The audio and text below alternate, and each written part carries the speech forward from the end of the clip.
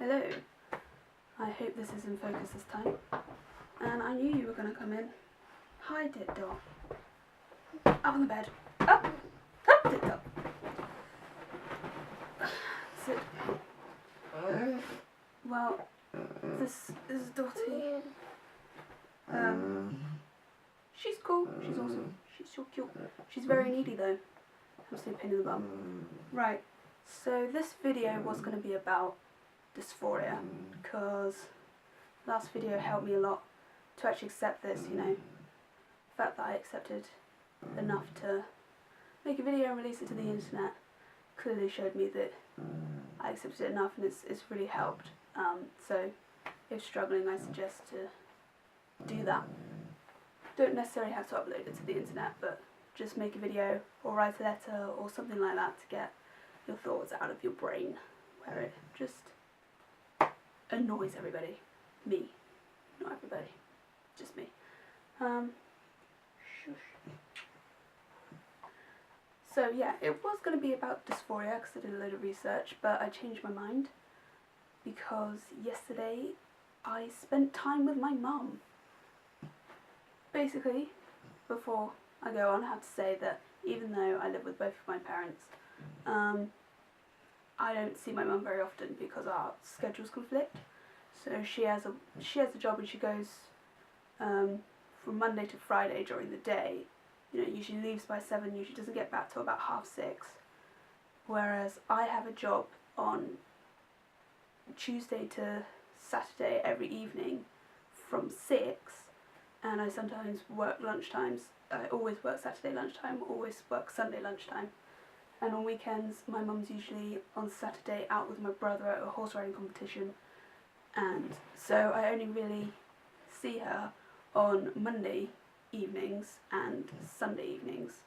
And usually Monday evenings she comes back from work, she's tired, so she goes to bed for a bit, and then we have dinner together, and then she goes back to bed. She doesn't like to sleep in bed, she just relaxes. And then Sundays we usually spend more time together because we cook, and we cook dinner and then we have dinner.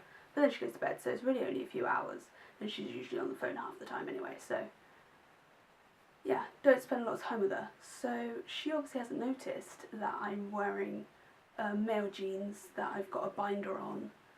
She hasn't noticed these things because we don't spend enough time together for her to notice that. But yesterday, I basically was in a foul mood because I've had insomnia from my anxiety. I haven't had like any sleep recently at all, and yesterday I just really I had like 3 hours sleep, and I had work for ages during the day, and so I was really tired. But then we had to go out because it was my brother's girlfriend's dance competition. We'd all said we'd go, and you know, I wanted to go and see how she was doing and stuff, so we all went, but my mum noticed that I was wearing boy jeans for the first time at the beginning of the night. She was like, why are you wearing male jeans? Why would you even go to the boys section to buy jeans? And I made up some bullshit excuse like, you know, they're just comfy and they have better pockets and they're cheaper, so I bought those. And you know, she seemed to let it go. The fact that I was in a bad mood and I've had issues with depression, anxiety, she was clearly keeping an eye on me, which is nice. But then she started to notice like that my chest was flat, and she came up to me and she noticed, and she kind of like looked, reached over and kind of grabbed my side, and I like skirted out of the way, and I was like, get off me, don't touch me. Because I was really like, I didn't want her to see that I had a binder on, didn't want her to notice.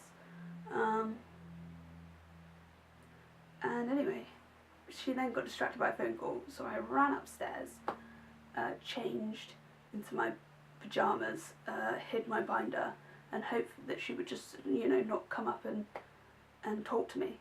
But as life is, she did. She came up and she was like, okay, tell me what's going on, stop me. And I was like, nothing's going on, just leave me alone, I don't want to talk about this.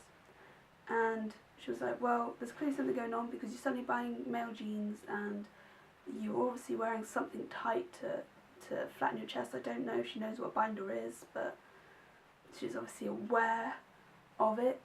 I was like, I don't want to talk to you about this right now. I don't want to talk to you about this right now. So let's just leave it. She was like, okay, when you feel ready, you can come and talk to me about this. And I, you know, that felt really good. But then she said, you're just overthinking things. Stop overthinking.